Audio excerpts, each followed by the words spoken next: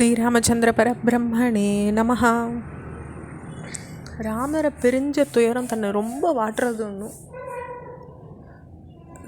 அழுகையோட கௌசல்யா தேவி சொல்லும்பொழுது சுமித்ரா அவங்களுக்கு அறிவுரையை சொல்கிறாங்க, தேற்றுறாங்க. இந்த மாதிரி சூரியன் கூட அந்த ராமனை தகிக்க மாட்டான், காற்று எந்த நேரத்துலையும் அவனை நோக்கி தென்றலாக தான் வீசும், எல்லா இரவுகளும் அவனை மகிழ்விக்கிற வகையில் தான் இருக்கும், எந்த கவலையும் இல்லாமல் காட்டில் வாழ்வான், நீ கவலைப்படாதேன்னு சொல்கிறாங்க. ராம சூரியனுக்கே ஒளி தரக்கூடியவன், அக்னிக்கு புனிதத்தை அளிக்கிறவன், மேன்மையின் மேன்மை அவன்தான், சிறப்பின் சிறப்பும் அவன்தான். ராம அயோத்திக்கு திரும்பி வர்றதை நீ பார்க்க தான் போகிற. முழு நிலவு போல் காட்சி அளிச்சுட்டு அயோத்திக்கு திரும்பி வந்து மன்னனா அவன் முடி சூட்டி கொள்ளும்பொழுது இன்றைக்கி நீ இந்த சிந்தனை, இந்த சோக கண்ணீர் ஆனந்த கண்ணீராக அன்றைக்கி பெருக போகிறது. துரதிர்ஷ்டம்ன்றது ராமனுக்கு கிடையாது. ராமனுடைய பிரிவால் துக்கமுற்று நிற்கிற மற்றவாளுக்கெல்லாம் ஆறுதல் சொல்ல வேண்டிய நீயே இப்படி சோகத்தில் ஆழ்ந்துடுறது சரியில்லை. சுமித்ரையினுடைய வார்த்தைகளை கேட்டு கௌசல்யனுடைய மனசு ஆறுதல் அடைஞ்சிது. இது இப்படி ஒரு பக்கம் இருக்க, மக்கள் கூட்டம் பின்தொடர ராமர் தேர் காட்டை நோக்கி போயிட்டு இருந்தது. மக்கள் திரும்பி போகுமாறு கேட்டுக்கிறார் ராமர். என் மேலே நீங்கள் காட்டுற அன்பையும் மரியாதையும் பரதன் கிட்ட காட்டணும். அவன் உங்களுக்கு நன்மையைத்தான் செய்வான். வயசில் சிறியவன் ஆனாலும் பரதன் அறிவில் முதிர்ந்தவன், பெரும் வீரத்தினால மேன்மையானவன். உங்கள் மனசில் தோன்றியுள்ள கவலைகளை அவன் நன்னா விரட்டிடுவான். பரதனும் தசரத மன்னரும் மகிழும்படி நீங்கள் எல்லாரும் நடந்துக்கணும்னு சொல்கிறார். இப்படி பல விதமாக வேண்டின்ற ராமர் மக்களை ஆனாலும் அவள்லாம் பின்தொடர்ந்து வரதை பார்த்தார். பண்டிதர்கள், வயோதிகர்கள் கூட அந்த கூட்டத்தில் இருந்ததை ராமர் பார்க்குறார். அப்போ தேர்லேருந்து இறங்கி அவரும் அவளோட நடக்க ஆரம்பிக்கிறார். அயோத்திக்கு திரும்பி வருமாறு மீண்டும் மீண்டும் அவள் ராமனை கேட்டுண்டே பின்தொடர்ந்து வராங்க.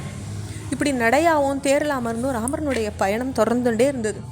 மக்கள் கூட்டமும் பின்தொடர்ந்து வந்துட்டு இருந்தது.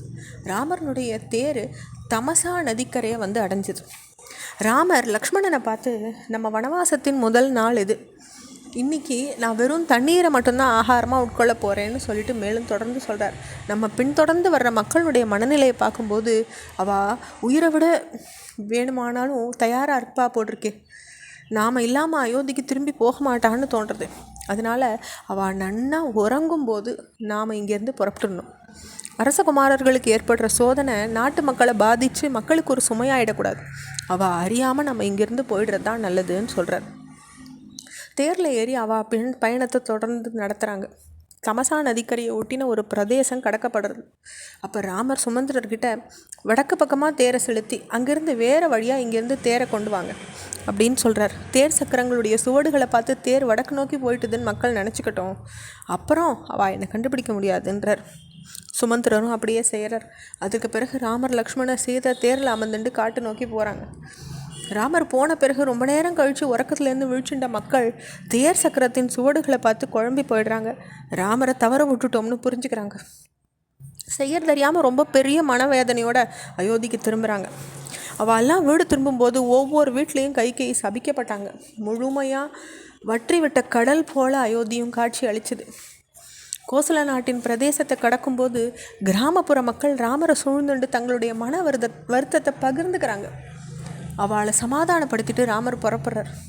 வேதஸ்ருதி, கோமதி, சியந்திகா என்ற நதிகள் பாய்ஞ்ச பிரதேசங்களை கடக்கப்பட்டது. கோசல பிரதேசம் இறுதியாக கடக்கப்பட்ட போது அயோத்தி அந்த திசையை நோக்கி 2 கைகளையும் கூப்பிண்டு, உன்னதமான நகரமே, உங்ககிட்டேருந்து நான் விடைபெற்றுக்கிறேன்.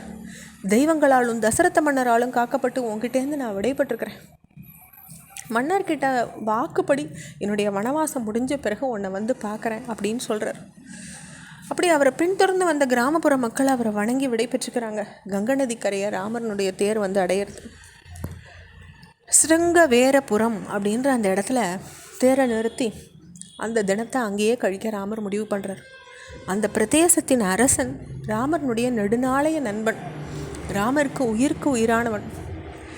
நிஷாதர்கள் அப்படின்ற வகுப்பை சேர்ந்த குஹன் அப்படின்ற பெயருடைய அவர் ராமர் வந்திருக்கிறத அறிஞ்சு தன்னுடைய மந்திரிமார்களோடையும் உறவினர்களோடையும் ராமரை நோக்கி வர்றார்.